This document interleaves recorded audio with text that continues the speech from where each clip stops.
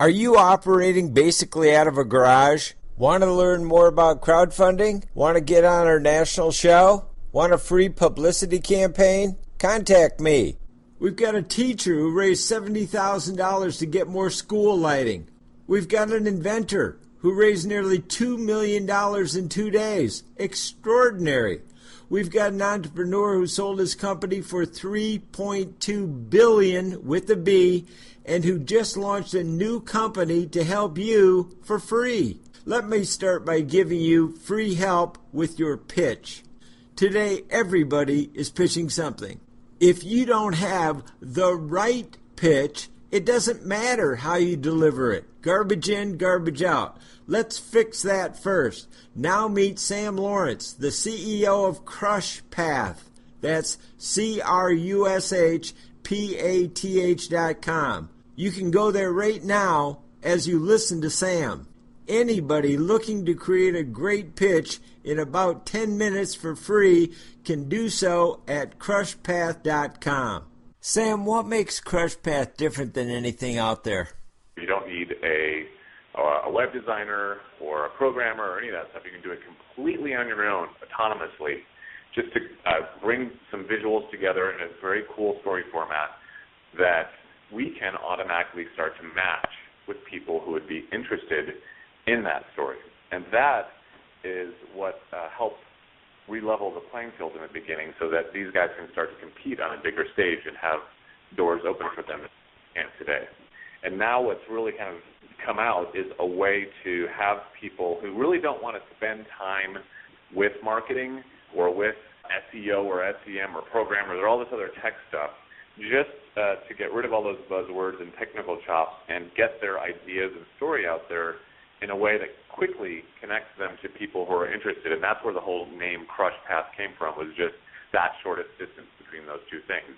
Very good. One of the things that really struck my imagination when I spotted Crowdfundign was that I have been working on helping people to understand crowdfunding, which is really emerging, and I think it's going to be a juggernaut very quickly. It's certainly, I think, on the verge of reaching the tipping point if it hasn't already done that. And the key is telling a good story, making a good pitch. I talk to so many crowdfunding success stories every week, and those are the folks that understand how to make a good pitch. Have you thought much about the blend of crowdfunding and Crowdfundign?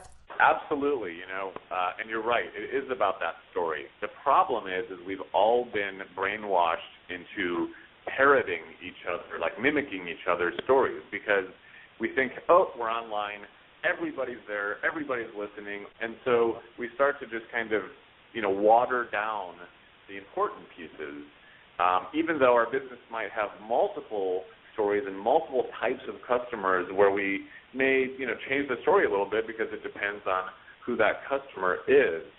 And so that part is what works so well about crowdfunding is you can tell a really specific story, set an objective.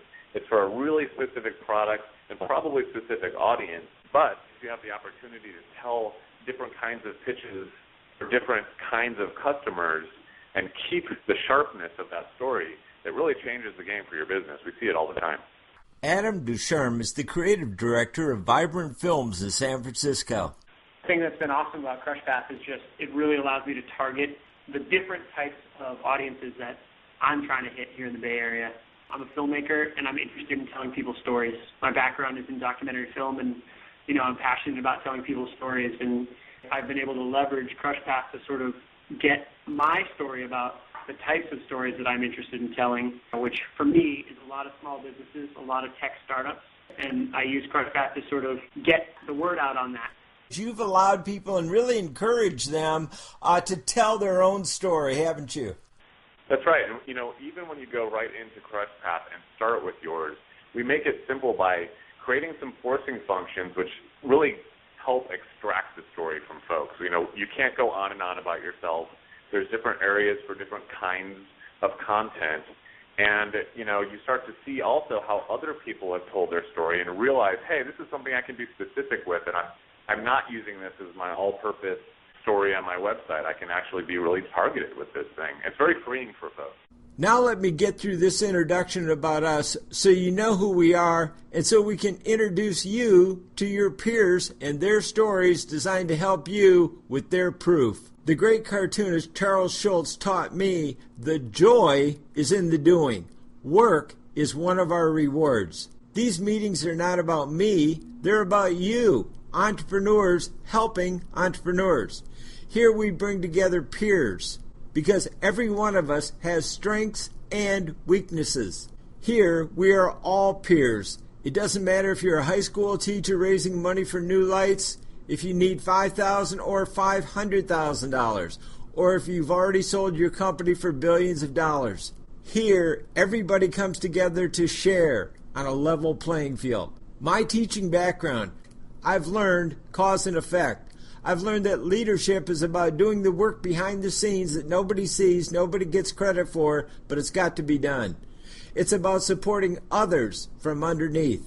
Here, our super strong entrepreneur mentors are going to share ideas and tools to help us all overcome our weaknesses by amplifying our strengths to gain support and money. With money, entrepreneurs can hire the help they need to overcome their weaknesses, get unstuck, and create jobs, even if only their own. I don't care how important your product, project, or cause is, if you don't have money, you're not going to be able to help as many people as you'd like to. Visualize a brand new shiny Corvette, but with no gas in it. It's not going to go anywhere. Think of these incubators as the gas station. Your peers are going to tell you in their own words how they succeeded and are succeeding today in this economy and how they did it and how you can mirror them. We are going to share ideas and free and low-cost tools you can use for do-it-yourself strengthening. Reid Hoffman, the founder of LinkedIn, said in his great book, The Startup of You, everybody today is a startup. Launching a startup, he said, is like jumping off a cliff and building a plane on the way down.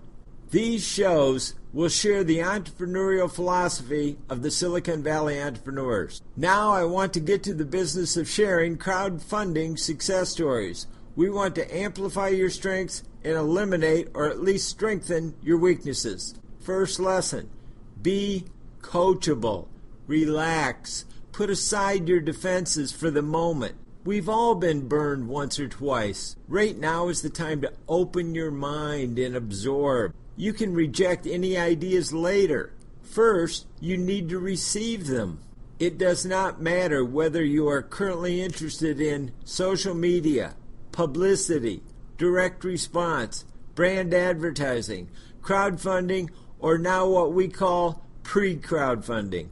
Listen to this brand new study from trendwatching.com. You know, you can have an idea and you can, if you can conceptualize it, if you can explain it to people and you can post it up on these platforms, you can and if it excites people, you know, if it really connects with people, it can now spread online. You know, and you can have customers coming to your door and saying, I like this idea, you know, I will invest in this. I will start buying this. And you know, we've seen this. One of the most successful crowd-funded products of last year was the Pebble smartwatch. You know, this is a watch that attaches to your smartphone and allows you to, you know, get notifications from your calendar or from your text messages, from your emails on your wrist.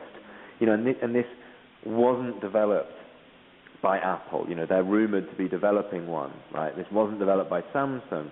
This was developed by a couple of guys, I think, in California, and they put this project up. And you know, they were looking to raise $100,000 to help them manufacture, you know, the early prototypes of this. They received over $10 million from people saying, you know, this is a great product. This is what I want.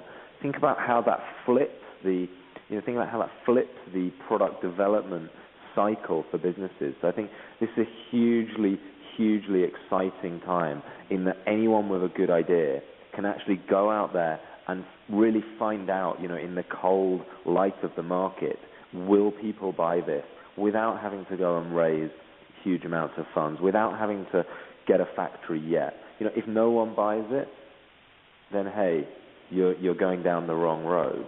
But, if you can raise the money, if people are interested in buying it, that's when, you can gear up your production process. And I think that's a really interesting development.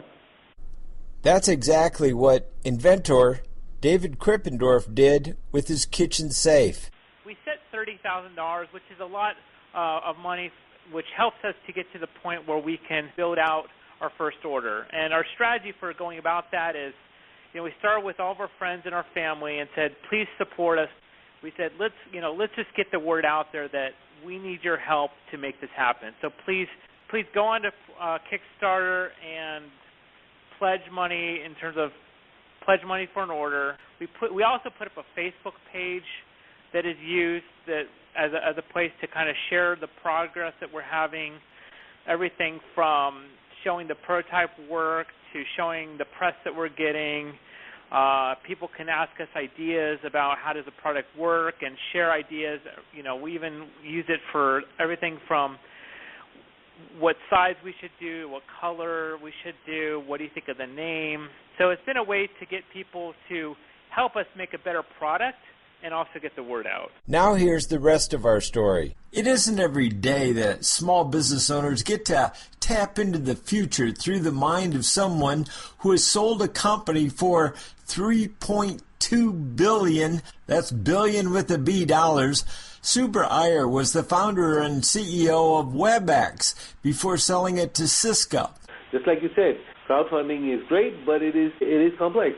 Well, it shouldn't be. And what it needs to be is that, again, using the mobile handset that I have, that I carry with me, whether it's an iPad or a phone or an Android device right now and others in the future, right? I should be able to manage all of the chaos and stay on top of it and sort of master the chaos. With entrepreneurs like Suber Iyer, the CEO of Moxtra, creating tools to help entrepreneurs make money, crowdfunding is an important part of America's future. Coming up, you'll hear from people just like you who have raised money through crowdfunding. First, I want to make sure you understand that you're going to meet the best of the best. That means nobody has access to smarter, more experienced, influential people than we do, because they don't exist. Next, meet David Sable, the CEO of Young & Rubicam, a 90-year-old Madison Avenue ad agency. Social media is evolving every single day. I've been in the direct response industry for about the last 20 or 25 years, and that's been evolving.